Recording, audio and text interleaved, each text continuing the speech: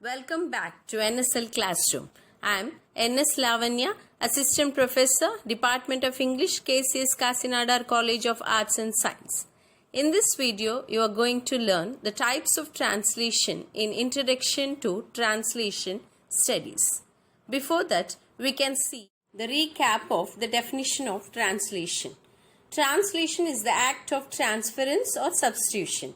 It is a craft where message or statement from one language is transferred into another language.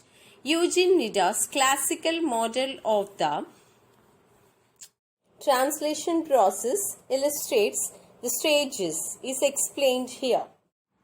Translation studies became an important discipline after the publication of Alexander Tytler's essay on the principles of translation. The goal of translation studies is to produce a comprehensive theory which is used as a guideline for the production of translation. Susan Pasnett divides translation into 4 types: history of translation, translation in the TL culture, translation and linguistics, translation and poetics.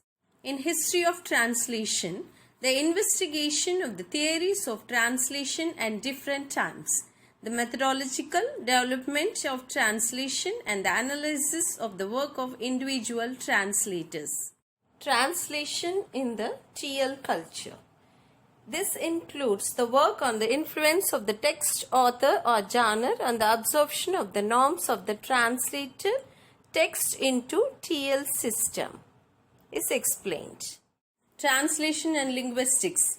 It includes studies which place their emphasis on the comparative arrangement of linguistic elements between the SL text and the TL text. Translation and poetics. It includes the whole area of literary translation in theory and practice, and the poetics of the individual translators and the comparison between them. Types of translation. There are various types of translation based on different concepts. Many scholars classified the art of translation.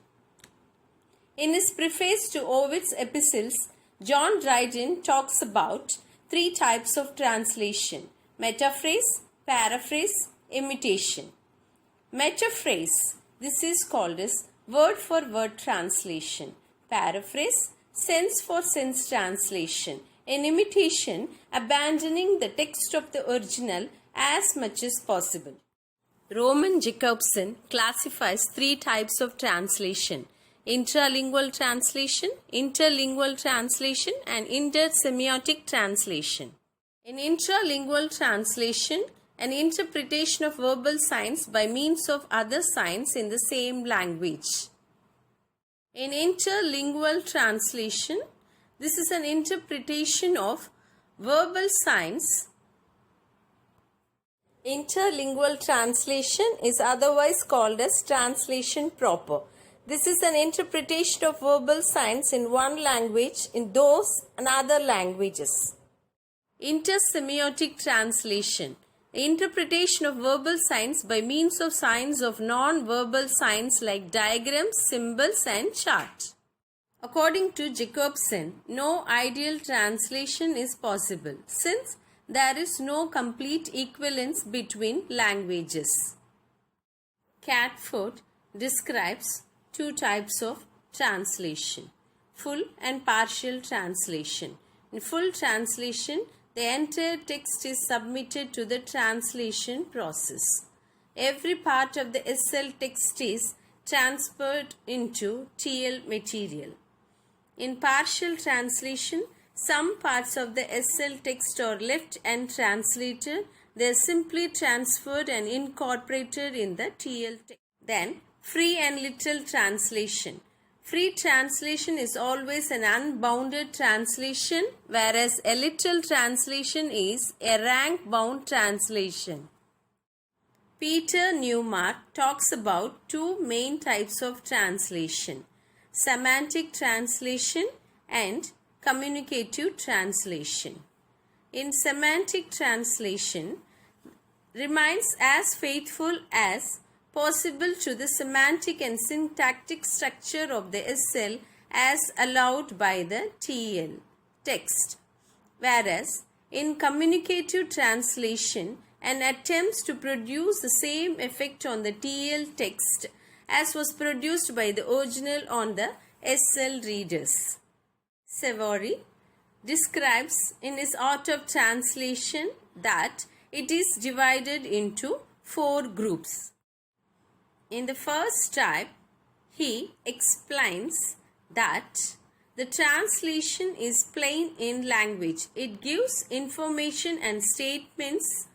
For example, pamphlets about airport or travel instructions come under this category.